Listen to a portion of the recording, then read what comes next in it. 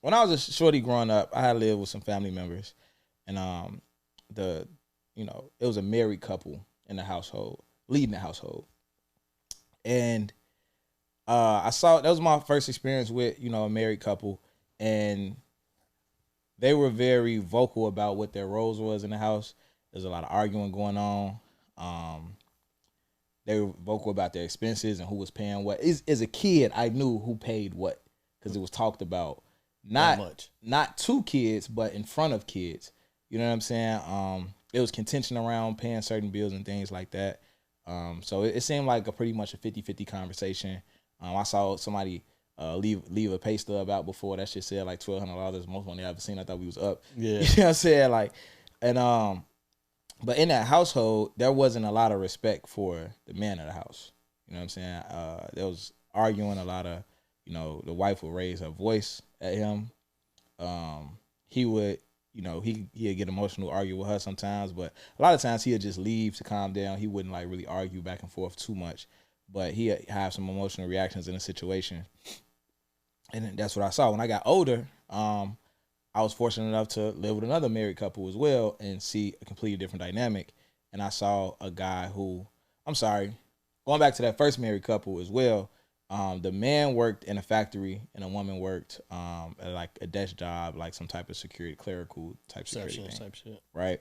When I got older, I lived with another married couple, and the dynamic was a little different, where the man in the house owned multiple businesses. I can't say that they was like super up or super rich, but he owned multiple businesses, very ambitious, had a vision for his family. I never heard about the bills. He mentioned that he pays for everything at one point before, but I never heard too much about the bills. But I did know that they had a lot of investments and that she would put up money for the investments and things like that, whether they was opening a business or buying a house and things like that. I didn't see any arguing in that household ever. I never saw her raise her voice at him. I never saw him raise his voice at her. I saw them have conversations where they didn't agree on things, but I never, to this day, I've never seen them argue with each other. You know what I'm saying? Or heard about them arguing with each other, anything close to that. And it just always felt like he was like leading a household, while in the other, in the first situation, they were just kind of cohabitating. Is it co-inhabiting? Well, cohabitating. They was just in the house together, figuring this shit out. And versus the other situation, he was leading the situation. It didn't seem like it was about like money per se. Like money was a byproduct of who he was, I felt like. But it seemed like it was more so about him having a clear vision for what they wanted, what he wanted, and her trusting that vision and them being on the same page. If you lazy, you waking up at fucking 3 o'clock in the afternoon and shit like that, Popping bottles, you're setting the tone for everybody because you're the leader. popping pills, That's just what comes with being a man. popping bitch ass niggas. I don't want nobody making decisions over my life except me. Not a woman, not a judge, not an officer, not no motherfucking body. When them bullets hit him up, look like son had a seizure. Run out, give it up, you know the procedure. I be sipping Jack and honey. I don't think nothing can make me feel like a man. I don't think nothing can make me not feel like a man. Chains on my collar.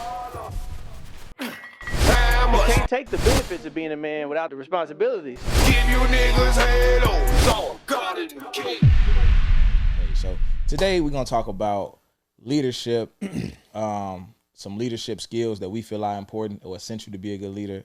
We're gonna talk about leadership in the areas of communication, fatherhood, leadership. Education. I'm talking about education. right. Community, relationships, and fatherhood. Right. And then we also gonna talk about areas to where we could be better leaders and where we need to be better leaders, sure. and things that we need to change. All right. So welcome back to Rose's Idea. I'm Terry Roseland. I'm Jones. And today we got a good show for y'all. So what's going on with the we got some news for today. Sonya Massey. Yep. Sonya Massey. Let's jump into that. So Sonya Massey was Rest in peace to her. yeah, rest in peace to Sonya Massey. She was shot down by an officer, I want to say in Springfield, Illinois. Yep. Springfield, Illinois. I kept seeing the word Sangamon up there. I don't know if it was a Sangamon Police Department. I don't know. But Springfield, Illinois, she called the police, and somehow out, in the body cam, the police entered her home. She said she rebuked them in the name of Jesus. Obviously, she felt threatened by them in some capacity. So she called the police. I forget the exact reason, but they were there like for her. Yeah, probably outside. So, cause at first I was wondering like why they even in the house in the first place. But they in the house and she was sitting on the couch and I think he may have asked her for something. She like, oh, it's probably right there in the purse, ID or something. I don't know. But then the officer notices the stove was on, and he like, we don't want to be here for two reasons: fire and this. He like, you can go cut the stove off, and she grabs the pot. Takes it off. First, before she grabs the pot, she grabs like some mitts. So she grabs the mitts so she can grab the pot. So she has the pot, and she say, "I rebuke you in the name of Jesus." And then he said whatever he said. Don't say that again. But she put the pot down. You don't want to say what again? What he said? Yeah, like pretty much shoot you in the fucking face. That's exactly what he said. Which is crazy because that's exactly what he did too. But she had the mitts. She put the pot down on the wherever she put it, took it off the stove, and she had the mitts in her hand. She instantly, when he said that, she instantly like covered up with fucking two mitts in her hand and ducked, and he shot and killed her. He shot her in the face. It entered, I think, her cheek and came out her neck. And then the other officer like, hey, let me go get the kit, and he like, nah, she done. Headshot. Yeah, he said like it was like an achievement. Yeah, right. Like, that was a headshot for me. She out of here. No regard, like no. And then it's like, okay, so this is my thing with the police, right? You in a situation, and this is every situation. George Floyd, we could go down a list. Mm-hmm. 2 cops, 2 tasers, 2 nightsticks. Fuck the guns, right? Because that's the problem. The guns is the problem. So 2 cops, 2 tasers, 2 nightsticks, 2 pepper sprays, 2 men, 4 hands, 2 men, and somebody end up dead. Mm-hmm. All of this equipment, months of combat training, versus a hot pot. All of that versus a hot pot, and somebody end up dead. Like that's crazy. And I don't know, us being, from Chicago and just, how we kind of like desensitized, and it's like, I don't even know how to feel. I feel helpless. It's like, what do you do? What do we do about this? Like the marching, filling up the stores. I don't think that it's necessary this time just because he got charged. Like, so the protest is only about the fact that these niggas don't get charged. Mm. If the nigga go to jail, we're good. Because it kind of shows other cops like, nigga, you'll go to fuck to jail. Yeah, and he didn't have a bail either. Yes, which is beautiful. So I think we're good. I don't think if they just say we're gonna drop it down to 2nd-degree murder because 1st-degree murder is supposed to be premeditated. Yeah, and he end up getting like 6 years or some shit. Then it's gonna go the fuck up. Like, you know what I'm saying? But I just always feel like the protests when people talk about, because people try to compare it like, oh well, black people kill black people all the time and they go to jail too, motherfucker. Like if I go kill a nigga, I'm going to jail. You know what I'm saying? I'm getting arrested. I'm going to jail. They going to send me up the fucking river. So you can't complain. It's a 50-50 chance. But, I mean, as far as, like, that's police doing police work. So that still fall back on the police, right? Yeah. Doing their fucking job. But at the same time, it's just like, I hate the comparison of, like, oh, black people kill black people. It's like, we protesting that as well. You know what I'm saying? But at the same time, they're getting held accountable. The issue with the police is that they're typically not held accountable, but in this situation, he's being held accountable. So, we hate to see that happen. We hope it never happen again. But as far as like, what do we do? I feel like what's supposed to happen to him is happening to him. You know what I'm saying?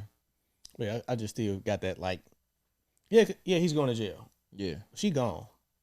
Absolutely. Like that's really fucked up. Yeah, it is. It is. But if that nigga gets slammed for murder and they like max his ass out, this shit gonna happen a little bit less. And every time it happen, if niggas is getting what they supposed to get, it's gonna stop happening. You know what I'm saying? Police don't want to go to fuck to jail. But they just feel like they could get. Obviously, he felt like he was getting away with this shit. He was so calm. He was calm. When he walked out in front of all his coworkers and shit. They looking at him like he crazy. He just like shit. Then he said some more wild shit about it when he went outside. Right, crazy bitch. He said that. Crazy, man. Crazy shit. Crazy. I don't know. Don't quote me, but if Trump get in there, these niggas gonna get immunity. Yeah. Yeah. Gonna be fucked. Yeah. But yeah. So, all right. Let's do a consultation, man. We got a voicemail. I'm not gonna play the voicemail I played before though. I'm gonna do a different one. I'm just concerned as to, we all have our feelings about how we feel about our own selves. And of course I feel like I'm an attractive person. But it just makes me wonder, how come I don't get any guys that walk up to me? It may be so many reasons that you probably couldn't even answer this question, because it may be the way I look or whatever. Like if I'm looking mean, but I just want to know, like, I feel like if you're attractive, you would get more guys that will want to come up to you. And at least half of them will look attractive. But it be seeming like I'm always getting the ones that I'm not attracted to. Like, I feel like we all have our type, and I'm just not going to date nobody that I'm not attracted to, and I'm not going to let society tell me that I should date somebody that I'm not attracted to, just because they want to deem me in some category based off looks. So, yeah, I just want to know as to, like, I don't know why. I have an ex that's attractive, right? My last ex. She's attractive. She said niggas never try to talk to her. Ever. She's very attractive. She has a nice body, all of that. Pretty, all of that. Could dress, on the scene. She done fucked with famous niggas, all type, but she say niggas do not come up to try to talk to her.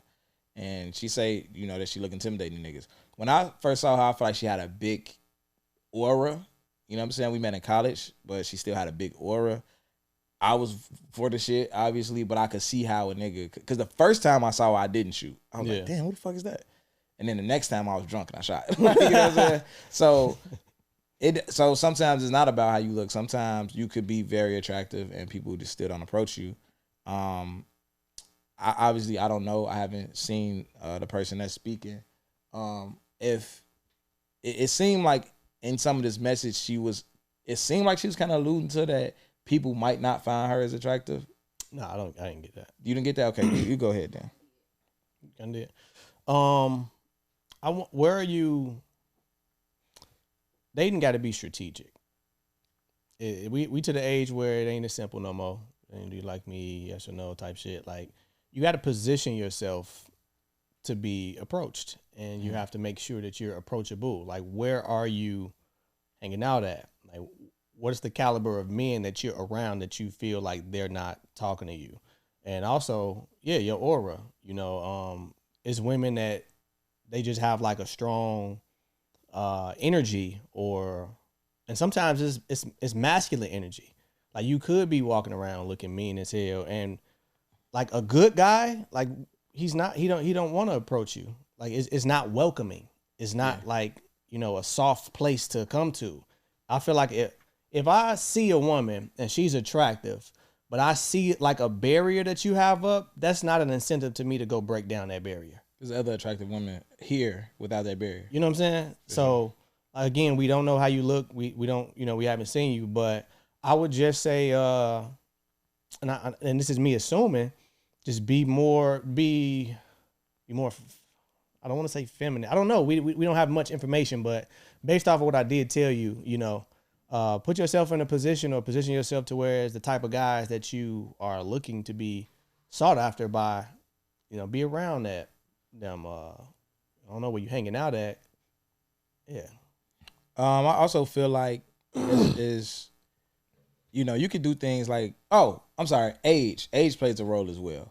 My young guys, they not shooting a shot.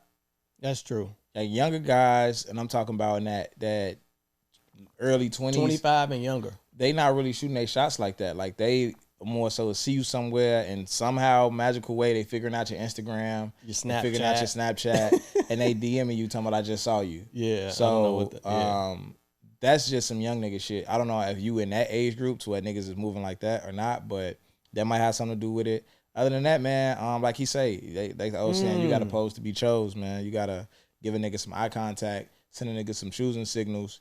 You know what I'm saying? I forgot something important too. Compliment a nigga. Go up to the nigga you want, compliment him. You know what I'm saying? Like, it's a lot. It's a lot that go on, man. And I'm gonna be honest. It's attractive women that can slip through the cracks as well. This is just me being keeping it a buck, like keeping it 1,000.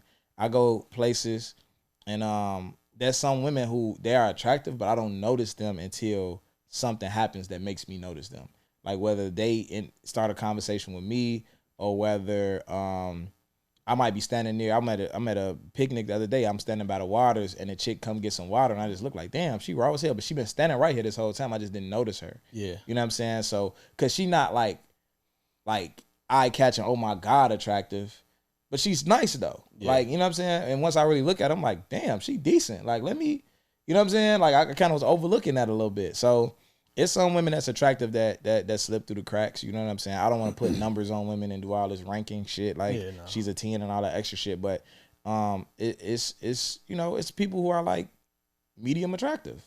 Sure, you know that's good enough. You might slide through the cracks a little bit. So you gotta make yourself. These niggas is cuffing thick sixes. Yeah, and I'm not he talking about thick sixes. And I'm it's even with myself. I'm not a nigga who And I know women don't approach men all the time, but some women do approach certain type of niggas or position themselves with certain type of niggas. I'm not a nigga who doing that, so it's certain. Even for me, I gotta like position myself in certain ways. I mean, it's different because I'm a man, but still, you get what the fuck I'm saying. Also, I forgot. It could be. You also got to think about on the internet how often we see women talk about being approached. Yeah, it's a negative connotation around approaching a woman. Yeah. So it's a lot of men in these comment sections that's like they giving up on it. Like women are approachable and they mean, they rude. Because it's like some niggas don't like being turned down, but then it is some women who just like they do it kind of in a rude way. It's chicks that I've dated for years who if I didn't meet them how they met, I would have never shot my shot. Like it's one chick I met on Twitter and she came to an event and we met under the pretense that she already wanted to talk to me. Yeah. If that wasn't the case, she looked mean as fuck. Yeah. She looked mean. You know on top of Remy best friend. Oh, okay. She looked so fucking mean, G. I would have never shot my shot at her if we didn't meet in that way. Because she always looked mean. But she cool as fuck though. For sure. It's just how she looked. Nah, I get it, yeah. So yeah. All right, man. So that's that. We didn't do the highs and lows. Shit, highs. Today was my first day back in the gym. I went to the MRI. Got my follow-up appointment yesterday. Doc, he was looking at my shit. He like, oh man, yeah, you ain't, this ain't bad. Yeah, you're gonna be good. And he just pointed out like I did how like a herniated disc. It is injured, but he said he like, yeah, you can go back to doing whatever you want to do, which I'm not gonna do. It's crazy. I'm not in pain, but I still feel my injury. I feel fragile. Yeah. So I'm just fragile ass nigga. Crazy. I'm just man. See, nigga, you can't tell nigga shit. Weak ass nigga. Weak ass. Brittle ass nigga. Yeah, no, I'm just feather. Oh, that's Mr. tough. Glass over here. God damn. Oh, cracker ass. Come on, keep going. Keep it going. Keep it going. What else you got?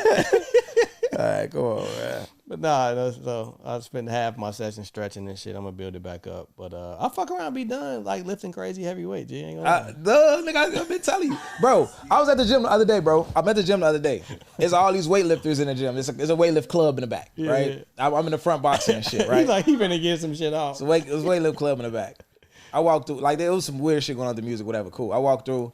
Niggas like, bro, why you don't, nigga kind of like on some challenging me, but on some slight passive aggressive shit. Why you don't lift weights, bro? You don't never touch the weights. You always just doing push-ups, sit-ups and shit like that. Well, like, bro, I'm pretty sure I can lift whatever the fuck y'all back here lifting. Like, you know what I'm saying? These wasn't like real niggas. They was some niggas trying to get in shape. So I'm like, bro, whatever the fuck y'all back here lifting, I can lift that shit, whatever. But he like, bro, why you don't lift? I'm like, bro, why would I lift weights? He like, bro, you lift weights to get strong? I'm like, nigga, I am strong. Like, what you talking about? Like, what do you mean I need to lift weights to get strong? Like, push up shit make you strong. I'm like, bro, y'all lifting like whatever upper body exercise, name any upper body exercise. Let's say it's a lat pull down. Let's say it's a incline bar dumbbell press, whatever the fuck it is, right? say it's a lat pull down. If a nigga can do it's niggas who can do 15 reps of a given weight in his lat pull down that can't do 5 pull-ups. For sure. You would never find a nigga who could do 15 pull-ups and can't do 5 of those. That's a fact. It's not gonna happen. That's a fact. So what the fuck am I lifting weights for? Stop lifting weights, bro. That's my point. I'm gonna do both, weights, bro. Motherfucker. Stop lifting that heavy ass shit that's fucking you up, man. Niggas have one injury. Beat up ass joints and shit. I've been like Tank Davis in hypothetical fights. I've been 100-0. I had this one injury. Now I got to stop lifting the weights. Nigga, you hurt your wrist a couple months ago too. Mind your business. I was just injury prone. Hey, AD out here. Oh no. Early retirement. D Rose. What you talking about? All right, highs and lows for me. I went to therapy. My therapist told me some wild shit I ain't ready to tell y'all. I'm gonna tell y'all on Patreon. I'm gonna tell y'all this too. So we talked about, I said it on the last show, but I'm gonna say it again. Discord, we're not doing Discord. Everybody that's watching this right now, if you're in the Discord, we're not moving forward with Discord. We're gonna have our community chat inside of Patreon, because to get in Discord, you gotta go through Patreon anyway. Patreon opened up a new feature called Community. So we're gonna do all of our conversations inside of that community chat. If you're not in that community chat, you could get in for as little as $1. If you go on our Patreon site, there's gonna be multiple tiers you can buy into. With the mid tier, you get a certain amount of video, a certain amount of extra episodes per week. 3 extra episodes per month. With the higher tier, you get 6 extra episodes per month. But for $1, you could get into the community chat. Mm-hmm. All right, and in that chat, we're gonna be talking about reviewing these episodes, how y'all feel about it, what 2 cents do y'all want to add to the conversation, and then y'all, what do y'all got going on? What do y'all want to talk about? What are y'all going through?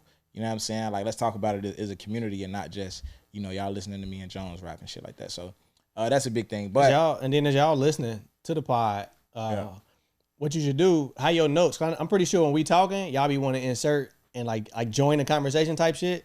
So just as you listening, write that shit down. Then take it to the community, and then we'll chop it up about it.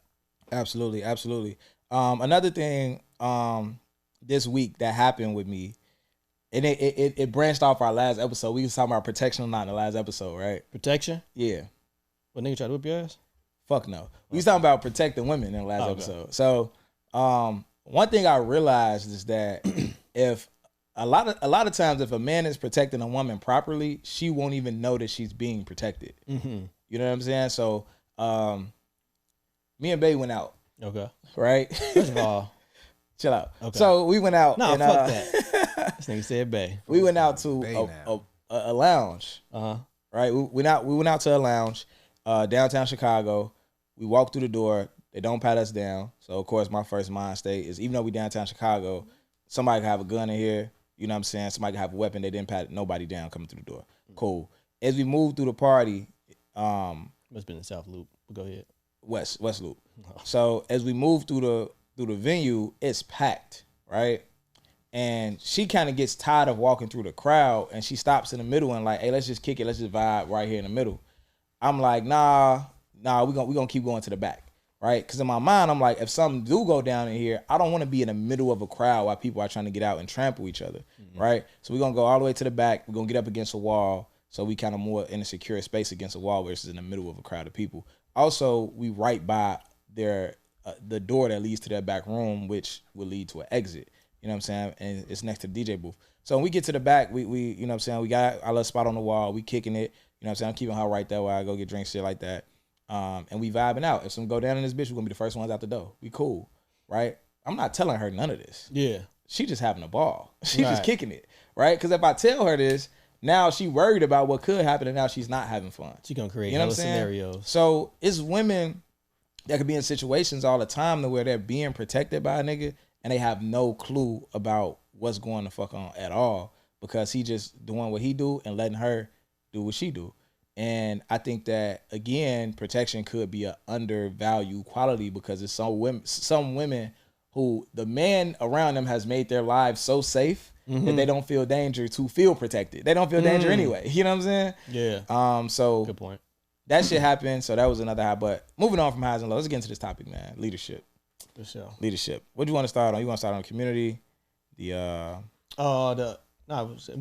essentials. Essentials of being a great leader. Essentials of being a great leader. Let's go. And this was a I know this was going to be like a educational type episode. It's going to be a lot of information.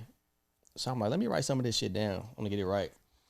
So like what I feel like some of the some good essentials to being a great leader is vision, integrity, empathy, communication, decisiveness. That's a huge one. Adaptability, being emotionally intelligent, accountable, resilient, inspirational, and like, being a strategic thinker. Like if you like all of those things I named, those are the essentials of being a great leader across the board, not just in one arena. That could like those essentials. You can take that into your work life, your personal life, your relationships. If you're a mentor or whatever, just a leader in general. If you have those things, that you obviously be in a good position. And vision, I feel like that's the start. Somebody used to always tell me begin with the end in mind. Yeah. Like anytime you start something, just think, you should already know how it's gonna, what's your desired outcome, what's your desired end, and if you have a vision, you'll never get confused along the way. Like if you know what the end goal is, when you come across hurdles or just trials and tribulations along the way, you know what the end looks like. So this is just a small part to get to the end of it. And integrity, that's just being a man of your word. Doing what you say you're gonna do. Any great leader, they do what they say they're going to do. And that's one of the reasons why you'll respect them, because one of the biggest reasons why like I'm respected is because of my word. Like if I tell you I'm going to do something, I'm going to do it, especially if I give you my word. You know what I'm saying? And I don't do that often. Sometimes like it's a difference between, oh yeah, I'm going to go do this or whatever. But if it's like super intentional, like, nah, you got my word on that. Mm-hmm. It's, I don't give a fuck what's going on. Whatever I just told you, you can count on that. So having integrity as a leader, that's essential. Empathy. Now that was something I had to work on. I remember around 2014-ish, 2015-ish, I had built a pretty large sales team, like from scratch. It was just me and my homie, and we built a sales team, and it grew to a lot of people, and they looked to me for leadership, because they don't know, they just getting started. And at the time I'm like 24 years old, but I started dealing with all of these different personalities. Like I'm a certain type, and we're gonna get into that, like what type of leadership style do you have? Mm-hmm. But I have a certain type of leadership style, and I was used to that. But as I'm coming across these different people who's a part of my who's on my team, that's on the team, they had a lot of different personalities, and I didn't have a lot of empathy. I was just gung-ho, like, let's get this shit done, woo, blah, blah. But I feel like with experience, you gain more empathy. As you get older in life and you start going through shit or whatever the case may be, you become a little bit more empathetic versus sympathetic. So having empathy as a leader is a good quality. And then, of course, communication. You got to communicate the vision. You got to communicate issues. You got to communicate solutions, whatever the case. So, and decisiveness, you can't be an indecisive leader. Like you can't be scared to make a decision. And that's going to segue into what we could do to be like better leaders. I'm gonna tap into that. But if you're gonna be a leader, you gotta be not scared to make a decision, and it is what it is. Like, you can't be I don't know. You're in charge. You gotta make a decision. And I'll start right there. But I think for me, I agree with everything you said, but I also think one of the a quality of leadership that I learned over time that I don't hear get talked about is assuming good intent. Assuming good intent. Yeah. So when you're working with a team, there has to be healthy levels of criticism. Mm-hmm. You know what I'm saying? Like you have to be able to critique each other. You have to be able to tell somebody they did something wrong. You have to be able to tell somebody that they fell short of something. Or else they're going to become like a liability to the team because they're not getting better. If the team is growing and responsibilities are increasing and they have to be better to match what they're going to fall off if no one's telling them like, hey, you got to tighten up on this. Mm-hmm. Hey, you did this wrong. Hey, you need to fix this, whatever the case may be. But a lot of times it's hard for people to take that criticism. So assuming good intentions is just assuming that this person is not saying this to hurt me or to get under my skin or to make me look bad, to discredit me, to discourage me, any of those things. And as a leader, you have to be open to that as well. I think that if you're a good leader, and going back to the example or the story I gave in the beginning of the 2 different marriages, right? And the second marriage, the marriage without the arguing, the more successful, positive marriage, the house took on the personality of the man of the house. Yeah. We were very different. Everybody's personality is very different outside of the house and how they interacted with each other. But as far as not arguing, as far as everybody in that household has a spirit of entrepreneurship. Everybody. You know what I'm saying? Like, a lot of the qualities that he had, everybody else took on. It's no different than we watch basketball. You know, if Jimmy Butler joined the team, everybody diving for loose balls around this bitch. Like, everybody tougher, everybody get in niggas' face, everybody, like, he just gonna bring a certain, like, that's a leader. You know what I'm saying? When he joined the team, they taking on his personality. They might get traded to another team and they ain't down for a loose ball the rest of their fucking career once they got away from this nigga. But when he show up, it's a certain ferocity that's gonna come with that. And that's what it was in that household as well. But so I think when I like to say that, like, it's the leader, you have to be able to assume good intentions because you have to be open to criticism because you want everybody else to be open to criticism because we have to criticize each other to grow. You know, and I think that that could be the biggest setback and cancer in any group or dynamic, whether it's you and a partner or relationship, whatever it is that no one wants to hear the criticism. You know what I'm saying? So you're saying as a leader, assuming good intent, like the people that you lead in have to have that quality. But I know you're saying we do too. Yeah. But I'm just trying to get your positioning on it. So what I'm saying is that the leader has to be able to assume good intent when he's being criticized by the people he's leading. Okay. In return, once they see he's okay with it, it will be easier for them. If you have a group of people and you're the leader, like you're the person everybody's looking to, and somebody in that group say, hey, bro, you didn't do your job. Like, you fell short on this. And you able to accept and receive that. That just set the tone. And take accountability. Yeah. It's going to set the tone for everybody to be able to do the same thing. Because if you did it, you know what I'm saying, and you got better at it and you stepped up and fixed it, why can't you do it? Like, with the other person, it's going to be a lot easier for them to do it as well. So I think that, you know, like I say, however you are, your personality, it should be infectious to the people around you. Leadership is so complex. Like it's a journey to becoming a good leader. Like you can start off like having like a small leadership role as you grow in yourself, as you grow in organizations, you really start to understand just how much of a Swiss Army knife you have to be. Yeah. Like it's a big responsibility. And another good one is being good at empowering other people. Yeah. Like, because you could be a great leader, but if you got to do everything, if you got to put your hands on everything, number one, you could actually demotivate your team because they feel like, you know, it's all about you. So being good at empowering somebody else and passing off responsibility, it is a risk too, you know, because they could fuck up. But if you put somebody in position and like they normally, it's a big responsibility. All right, you know, go handle this. Yeah. And they do it, and maybe they don't fuck up. Maybe they do, whatever. But you're there with them along the way. That's a good quality, and then that's going to strengthen the team, and you're going to create other leaders in the long run. That's another big thing is creating other leaders. I want to get to that. It's something I want to say about that when we get to that a little later in the conversation. But one thing I want to ask you and ask everybody, and I want to talk about this in the Patreon chat. I want to hear what everybody listening has to say to answer this question. And this is an original question I thought of.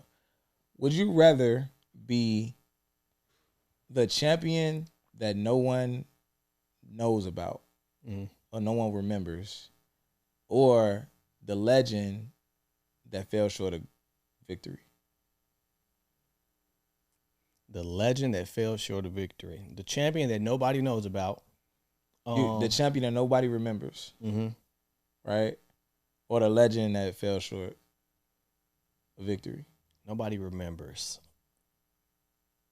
Like after you're gone type shit? Would you rather be David Robinson or Allen Iverson?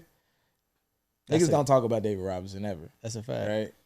And somebody, a real basketball fan, is like, nigga, David Robinson, you got us fucked up. But like in the scope of like the world, You know you what? know what I'm saying? No. And that might have been a bad example, but you get what I mean, that's a good example. Yeah. I'd rather be like the champion that nobody know about because like for me, because if you rather be AI, you getting high off the validation or the outside noise. You the people's champ. You the people's champ. But Yeah. deep down, you were in this shit for a ring. Like that's what you want. Yeah. And that if you a real dog, that's not satisfying to you. That's not, just because people clap, oh man, you was like that. Deep down, what was you in this shit for? You wanted to be a champion. So I'd rather be the champion and fuck what y'all got to say. Like, I know I reached my goal. I know I did this. So I think that the answer to that question is why people, and let's just talk about the black community, struggle to move forward. You know what I'm saying? I always talk about the fact that if you drive from 79th and Racine to 87th Racine, it's 21 churches, 21 black Christian churches. And it could be one big ass church for that whole neighborhood. It's 1 mile. You know what I'm saying? It could be one huge church, but everybody want their name on the front door. yeah. You know what I'm saying? Or back to school is coming up. There's going to be hundreds of back to school drives. It's going to be a nigga giving out 20 book bags down the street from a nigga giving out 200 book bags. Take your 20 book bags and go down the fucking street and pass them out with my nigga that's doing 200 book bags. Yeah. It ain't your school drive. It's his name on it. It ain't yours, but you still passed out 220 book bags.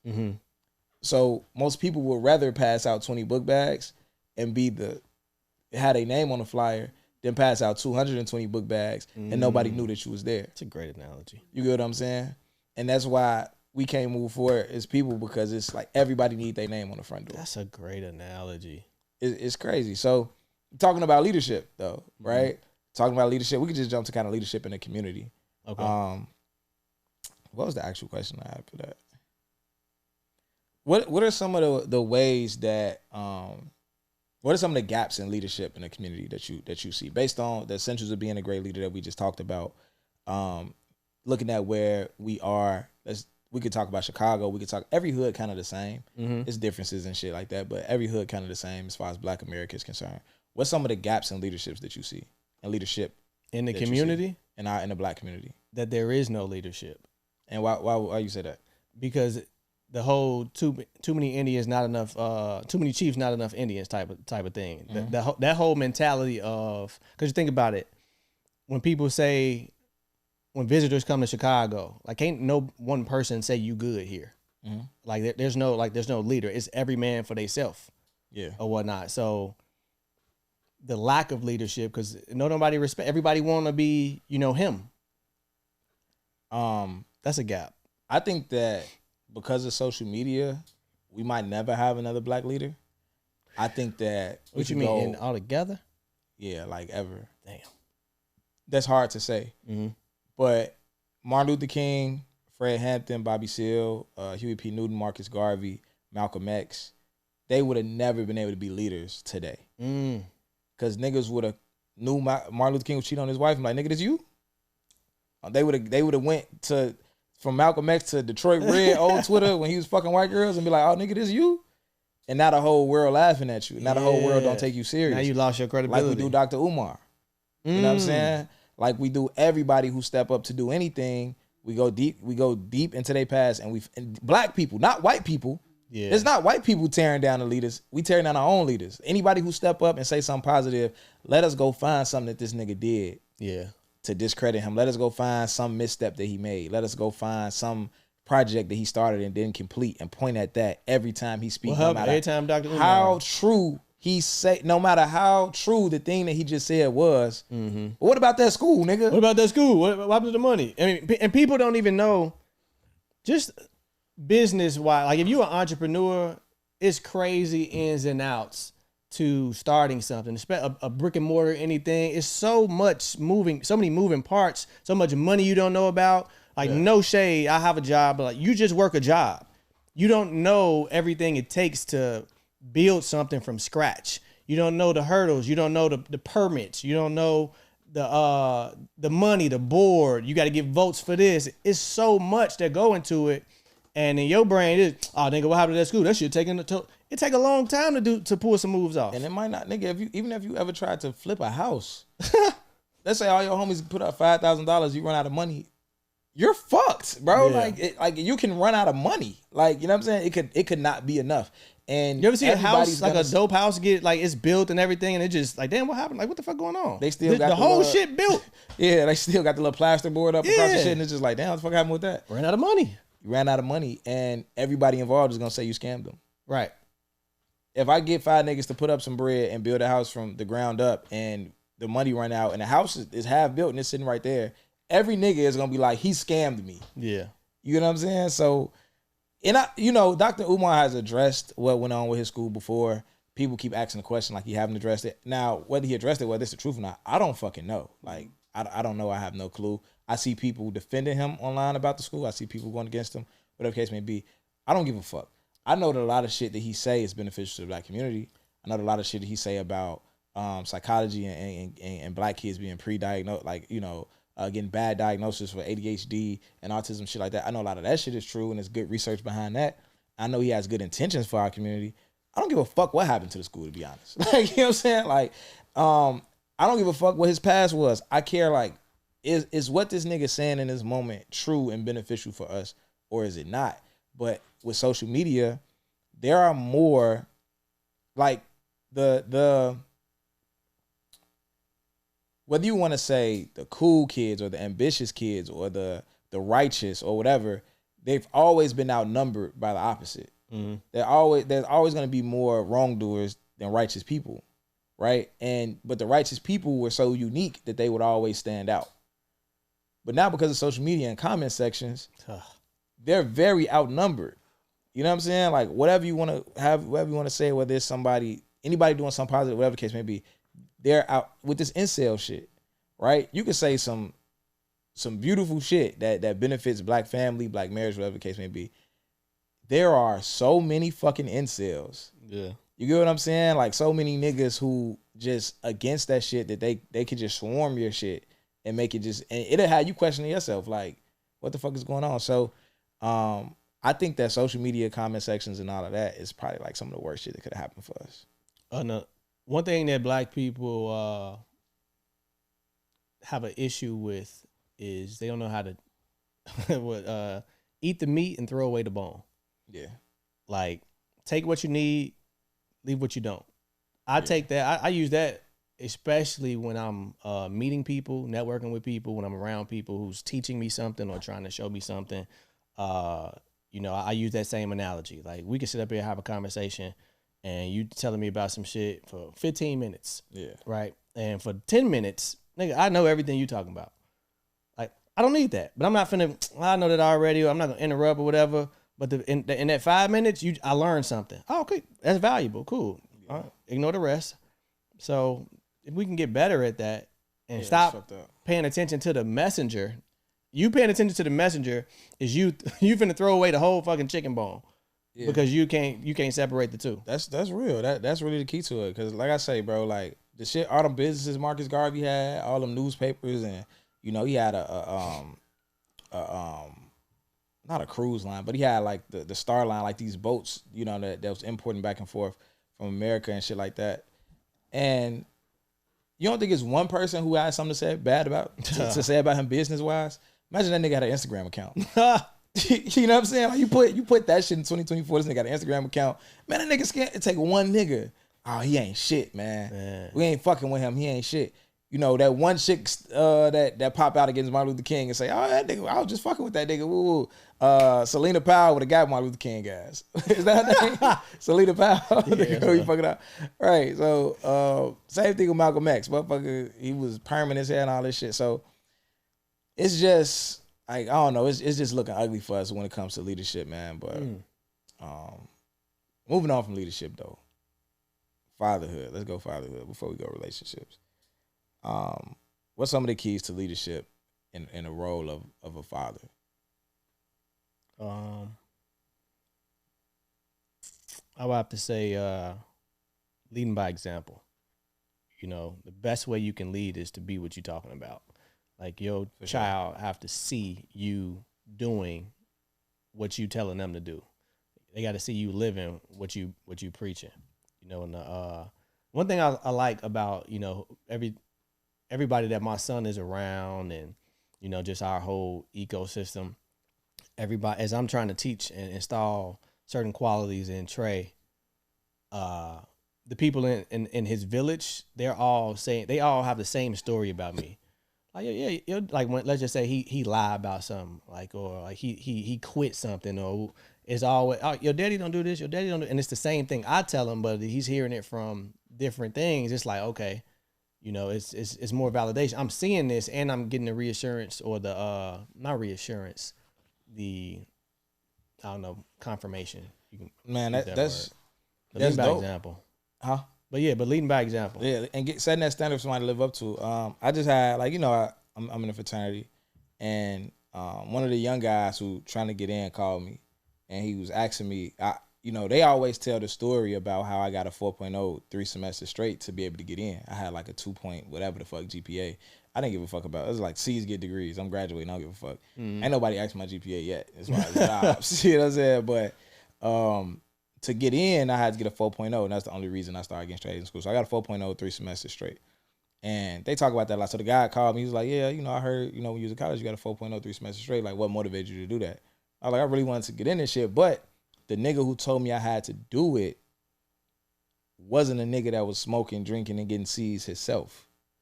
That nigga was in grad school with 5 kids, getting straight A's.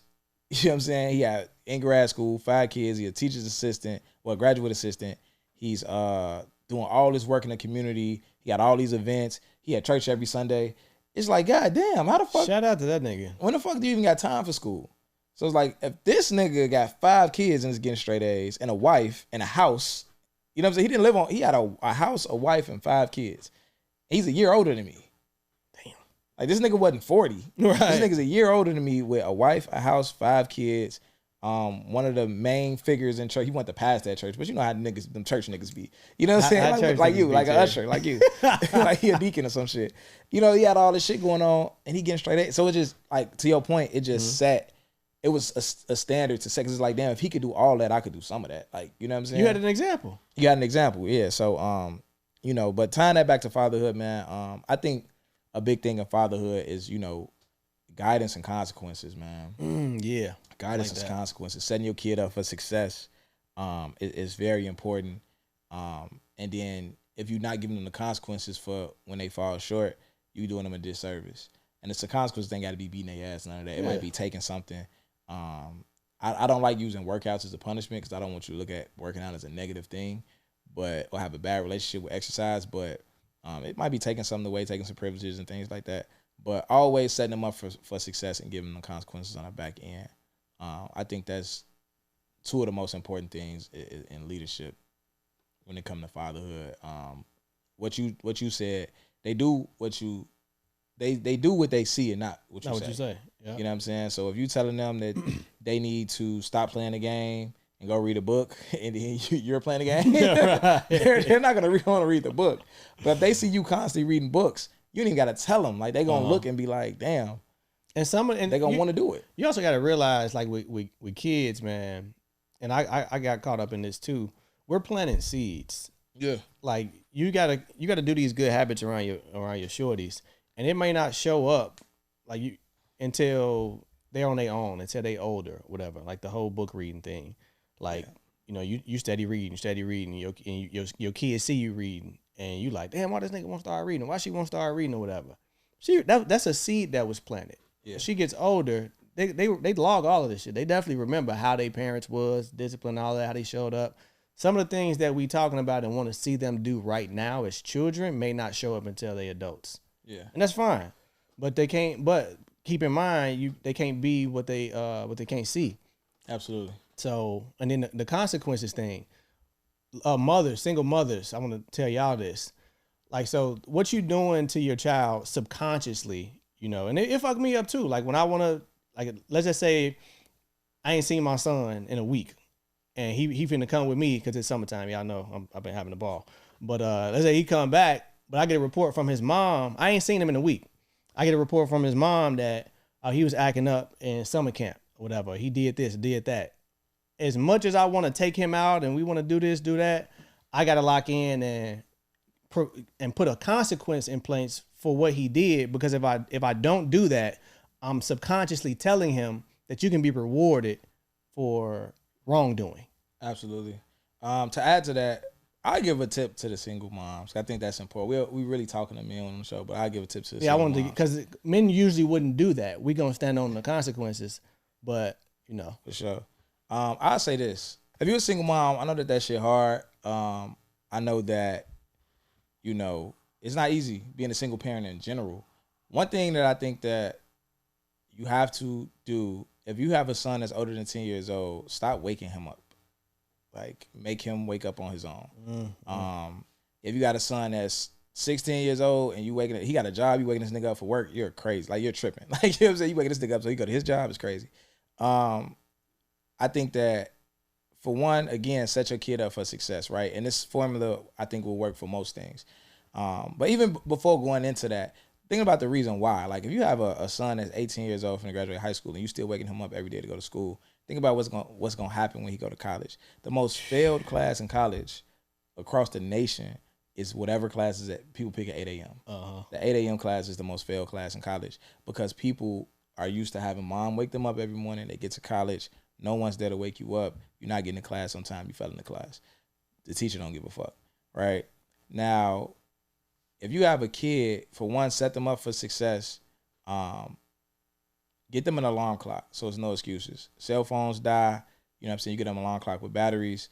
That could die. No batteries, no excuses. So get them a corded alarm clock. Let's say you want to wake them up at 6 o'clock in the morning. The alarm clock goes off at 6 o'clock in the morning, and you have things for them to do. You need to get up, brush your teeth, wash up, clean your room, and get all your things, get your backpack ready, get dressed, put your lotion on, everything like that, and be ready by 6:45. You're not saying anything to them until 6:45. If they're not ready at 6:45, you're not yelling at them, you're not hitting them, you're not getting emotional with them.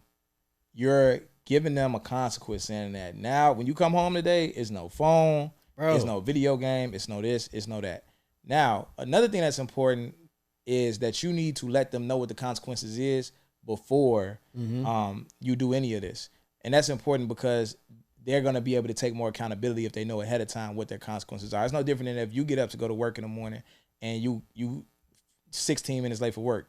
And they tell you like, oh, well, because you 16 minutes late, anybody that's over 15 minutes late, we docking they pay. You like, well, when the fuck was y'all gonna tell me that shit? Like, you know what I'm saying? But if they send out an email saying like, hey, starting on the 1st of the month, if you more than 15 minutes late, we docking your pay. Now you got to take accountability for that because you knew ahead of time. So you're gonna let them know ahead of time. These are what the consequences are. These are my expectations. These are my consequences. Now, if they fall short, they don't get that phone. They don't get whatever they're supposed to get. They're eventually going to catch on. Like, damn, I'm never going to see this phone again until I'm ready at 6:45, right? I was a teacher, and when I was a teacher, my first year, I used to just yell. Like, I was in that bitch yelling. Like, man, be quiet. Ooh, like, you can't even see me yelling, right? Oh, man, be quiet. Ooh, ooh. And what I end up teaching my kids implicitly is that he's not serious unless he's yelling. We don't got to be quiet. Him saying be quiet don't mean nothing because he ain't going to do shit if I don't be quiet. Now, when he started yelling, I'm kind of intimidated. I'm going to shut the fuck up. Yeah. But if he not yelling, he ain't serious. Even the good kids, it's not that they on bullshit. This is just what I'm training them to do. I came back year 2. These are the expectations. These are the consequences. Now, if somebody talking while I'm teaching, if somebody talking while I'm talking, I could be quiet and look. Class going to get quiet. If that one person still talking, everybody looking at them because everybody in this room know exactly what the fuck finna happen to this kid if he don't stop talking. Yeah. Everybody know what's finna happen, right? Because the expectations is clear, the consequences is clear, and it don't matter whether you a good kid, whether you a bad kid, whether this your first time getting in trouble, whether you just did this shit yesterday, you still have the same opportunity and the same consequence as everybody else. Yeah. So with your kid, it don't matter that they did good for 2 months and this is their first time fucking up. Hey, it don't matter. You fucked up today. This is your consequence. You knew the expectations. Yeah. And that consistency is going to do them a great service in life. So to all my single moms, I hope that help out in some type of way, man. For sure. Bro, when I say that everything you just, I bought him a physical alarm clock because I get up at 5 a.m. I'll leave the house. Yeah. And when the school in, like I'm gone. Yeah. I'm not even there to wake you up. Nigga, get up. When I pull back up to the crib, you should just walk outside and you ready. Exactly. Teeth brush, clothes, bag. I want to pull back up home, and I don't even have to go in the house. You just come right out and we driving to school. Yep. If I pull up to the house and you're not, and I walk in there and you still sleep, you already know what time it is. You ain't got no fun today. Yep. You know what I'm saying? And I did that. I put it in place. I'm like, all right, tomorrow you do that thing. And he got right in line. Another thing I learned through teaching, because my son was really young, so I didn't have these experiences from being a parent. I got them from teaching first. When you yell, it takes away from what they did wrong. It hurts their capability to be accountable. Because if you yell at them, it's like, why you in trouble? Man, she mad because woo. If you calm, why you in trouble? I ain't get up on time. Like, that's all they can say. Like, you know what I'm saying? That's like, real. because if you when I was teaching, if I yell at the kid, man, go sit down, woo, woo, woo. The whole time they sitting down, they whole emotion is from me yelling at them. And the embarrassment. That's all that they thinking about. That's all that they feeling is that he yelled at me. But if I calmly like, hey, you broke the rule, whatever the case may be, hey, you gotta go sit outside the classroom. All you got to think about is what you did. That's real. You know what I'm saying? So the yelling is not helpful. But so we got the fatherhood out the way. Last thing before we wrap up is relationships. I'm pretty sure you got something for that, right? Let's see. Mine was all the essentials. Oh, interchangeable. You wrapped them all up in that. Yeah. Cool. So in talking about relationships, let's throw some different questions out there. Can you lead someone who doesn't want to be led? If they're this nigga. He's off a cliff. Damn. Can you lead somebody that don't want to be led? That don't want to be led. If they in your immediate circle and they around you a lot, yeah. If not, not so much. But if they in your immediate circle, I feel like you can kind of lead them in a positive direction by leading by example. It's almost like the whole 5 friends you hang around most type shit, right? So if you're constantly showing up as a certain type of person and you want to low-key lead them in that same direction, you're going to have a better chance of just doing your thing, doing what you do, doing what you're supposed to do, and them constantly being around you and seeing that and it rubbing off versus you trying to push them and direct them. Hey, you should do this. You should do that. They'll eventually, if they're around you a lot, number one, they're going to see the results of your consistency and hard work and, dedication and all that from doing a certain thing. Yeah. And they're going to see, because people need results to move. You know what I'm saying? And to get inspired by. People without vision. People without vision, for sure. Yeah. But by leading by example, yeah, it's tricky. It could be difficult, but that's the best way to do it. I wouldn't start that mission like I'm gonna motivate you. Yeah. Or lead you. This is semantic-y. Okay. Right? And I hate to be semantic-y. I feel like you can inspire somebody who don't want to be led. I don't think you can lead them though. You know what I'm saying? That's why I say like you can lead them in a positive direction. Yeah, I feel like that's more like you inspiring them. You making them like, you don't take care of your kids. You see me take care of my kid. It's like, I kind of want to take care of my kids now. But I ain't like guiding you to do. It's like I'm kind of, it's some motivation. You know what I'm saying? Like it's more inspirational, but I don't think you could really like lead somebody, point them to, hey, do this, if they don't want, if they not bought in. Like, I don't think you can lead somebody who don't want to be led, especially in terms of like relationship. I think that's a dead issue. Like if you run into somebody who, don't want to be led, and we got to talk about leadership styles as well, because I think the whole leading thing can be triggering for people, but which it shouldn't be. But it shouldn't be. But I kind of see why it is because of the way that it gets talked about. You know what I'm saying? The way the leadership gets talked about sometimes, I can see why it would trigger somebody, because it's like, oh, you mean what that other nigga meant on Instagram. You know what I'm saying? And that nigga was bugging. Like, so I get it. But let me ask you this. Do you feel like most women want to be led? Absolutely. Okay. Absolutely. And I feel like that because, like, I was going to bring this up earlier. You was telling a story about the protecting thing, how you was protecting her and she didn't even know. Yeah. Like, it was a reel on Instagram where people, the guy was walking through the airport and he's protecting her, but like he just, and his thoughts was out loud. He like, all right, they go to exit over there, woo, blah, blah, blah. And the girl, she's just like in la la land, la la la, whatever. I'm just a girl, that type shit or whatever. Yeah. So I think a lot of women would love to be in a position where they trust a man enough to where they can fall back on a lot of different things because women do have a lot of masculine roles that they taking up. And granted, you're an adult, you got to do things. But if they had the option, I don't think no woman is gonna choose not to be in a healthy relationship with a man that they trust to lead her. Absolutely. I agree. I think that women do deeply desire to be led. I think women can be exhausted with men to the point where they feel like, you know what, fuck that. Yeah. But I don't think that that's a natural, like, I don't think that that's the initial thought. I think that that's where they end up. You know what I'm saying? And when you talk about feminism, we talk about feminism in this in a very bad way a lot of times. I think that it's something that was necessary that needed to happen for women. And not, you know, when we say in the black community and we say, you know, black marriage and all that, maybe it didn't need to happen for the black community, but it needed to happen for women, for black women as well. Like, it needed to happen for them because of the shit that they was experiencing. It wasn't for us, it was for them. Like, you know what I'm saying? And that's cool, but I think that even that was a reaction to niggas not leading properly. You know what I'm saying? Like, it was a reaction to, you know, niggas being violent, niggas being, you know, domestic violence, niggas, you know, not being honest, being disloyal, things like that.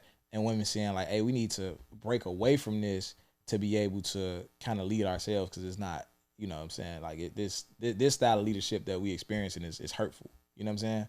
But I don't think that any woman just like desires that off top. Like, or any person with feminine energy in general, like, desires that off top. So, what do you feel like your leadership style is? I had to look it up to get the like proper name for it. I was thinking about like how I like to lead and in the way, and what I came up with based off of how I described it is, and it's so funny, it's around like election time and all that type of shit. I have a democratic leadership style, and that pretty much means where it's collaborative. Like if I'm like if I got a team, obviously I'll have a team or whatever, but whoever's involved in that's around me, hope I'm articulating this right. So whoever's involved, I like to get their input. Now, I'm still going to make the decision. It's still up to me. I'm still in charge. But I do like to get the people who my decision is going to affect opinions before, so I can make a more informed decision versus like, you know, my way or the highway type shit. I'm more collaborative. Like, okay, what you think? Like, this is what I'm thinking. This is the decision I want to make. What's your thoughts behind that type shit? For sure. So, yeah. So I want to name off some of the leadership styles, and that was the first one, democratic leadership. Democratic leadership style is where a leader makes decisions based on the input received from team members. It is a collaborative and consultative leadership style where each team member has the opportunity to contribute to the direction of ongoing projects, right? I can see some of that in myself. Autocratic leadership is the direct opposite of that. The leader makes decisions on behalf of the team without taking any input or suggestions from them at all. They hold all authority and responsibility, absolute power. I think that that's also called dictatorship. Yeah. I think that that's what a lot of men on the internet refer to when they say leadership. Like, hey, you can't do this, you can't do this, you can't go here, you can't do that. And they try to mask it as protection. And protection, some of that, I just saw a clip. I don't even want to go into all that because it's too much of a sidebar. But it could be protection if a guy's saying like, hey, you know, don't go sit over there. Don't, you know what I'm saying? Like, whatever the case may be. But it's easy to mask that protection sometimes as like it's easy to mask insecurity and protection is and authoritative behavior and protection. You know what I'm saying? But I think that's the most insecure form of leadership. Is to date someone and not because it's like, why would I want a partner that don't have input or have a brain or have an opinion? And it's like either with a bird who just genuinely don't have a brain or opinion, or you with a bright person that you're halting their growth and the growth of their relationship because you got a genius next to you that you're not even utilizing. Yeah, like, that's dumb as fuck. Like, either way you slice it. All right, this other one I can't pronounce the name of it is Lysis Fryer leadership, which is accurately defined as a hands-off, passive approach to leadership. Instead, leaders provide their team with necessary tools, information, and resources to carry out tasks. It's the let them be style of leadership that a leader steps back and let the team members work without supervision and free to plan, organize, and make decisions, tackle problems, and complete assignments. I feel like that's a great leadership style for corporate America. Yeah. Like that Not for literally relationships. not for relationships. Yeah. Okay. Yeah. Transformational leadership. Transformational leadership is all about transforming businesses or groups by inspiring team members to keep increasing their bar and achieve what they never thought they were capable of. Transformational leaders expect the best out of their team and push them consistently until their work, lives, and businesses go through a transformation or considerable movement. And lastly is transactional leadership, where it's a short-term form of leadership that can best be described as give and take. Transaction team members agree to follow their leader on job acceptance. Therefore, a transaction involving payment or service is rendered. So I don't even really count that one. I think I'm more of I like the transformational form of leadership. If I'm not that, I think that's what I aspire to be. Because I think whether it's a business or a relationship, I'm looking at it like you have a life as an individual. Mm-hmm. And I want you to maintain that. I have a vision for our life, and I have goals and plans for our life, and that has to tie into your visions and goals and plans. We have to do this together. But outside of like the relationship goals, I have goals, you have goals. It's very important to me that you're meeting your goals. You know what I'm saying? It's very important to me that you have everything you need to meet your goals. It's very important to me that you are becoming the best version of yourself. You know what I'm saying? So, yeah. So I think that one applies. Hopefully it applies to me. I hope that's the type of leader I want to be. What's something that you feel like you need to get better at when it comes to leadership? In what area? Being more strategic in my decisiveness. Mm-hmm. So I'm decisive. I'll make a decision, but I got sometimes a track record where that decision may not have been the best decision, even though I was confident in the moment in making the decision. And it could have been, I made that decision just off my pure impulsiveness, drive, motivation, all that type of stuff, versus I feel like I could just sit back a little bit more because it's just me. I am impulsive, you know, so I can be better at strategizing when it comes to making decisions versus just going off just pure grit and glory type shit. For sure. I feel like for me, when it comes to my career right now, like that's the one area of life I feel like I'm not leading in. I feel like I'm doing great at my role, but I'm not, like, at my company, it's always opportunities for you to become a supervisor, a director, or whatever the case may be. It's like endless opportunities always, because the company growing so fast, it's like new positions that pop up. It's people who leave, and obviously you can move up. Some people get fired. And then it's people, you know, in the new position pop up, somebody move over, now it's spot for you. It's like every month, it's like 2 fucking positions, like, that you could, you know, 2 new positions that you could jump into. Yeah. And I never step up for those positions. And some of it might be because of so much the shit that I got going on outside of work. That's what I think. That I don't want to, like, step up to that. But also, some of it is going back to the imposter syndrome episode, to where, like, you know, I'm already in a position where I'm at now, where everybody around me has a degree in this particular field, and I don't. And most of them have master's degrees on the level that I'm on. So to take a role above that is like, now I'm finna be y'all boss. I wouldn't even qualify to be y'all coworker. You know what I'm saying? Like, so, and that's a part of that might be me putting too much weight on the degree, because obviously the job not putting that weight on there because I'm there. You know what I'm saying? But a part of me put, you know, so much weight on the degree that it's just like, damn, you know, I'm happy to be here. You know what I'm saying? Type shit. Instead of being like, I'm really owning my position here. And, you know, when people telling me, oh man, we see great qualities in y'all, I think some of y'all, you know, somebody asked me, hey, like my supervisor asked me, like, hey, it's a new position open, like, you don't want to step, I think you would be great for that. It's just like, nah. I'm finna set this nigga straight, bro. Nah, for real. One thing I noticed when FC Network was when it was like really running, I'm surprised to hear you say that, but not like because you're a human being. But some shit that I noticed when FC Network was running and how you were running it, you ran this bitch like you had a degree. Like the way you would position us for success, the way you would strategize and plan, like as chaotic as it seemed, shit was very organized and the vision was clear and everything.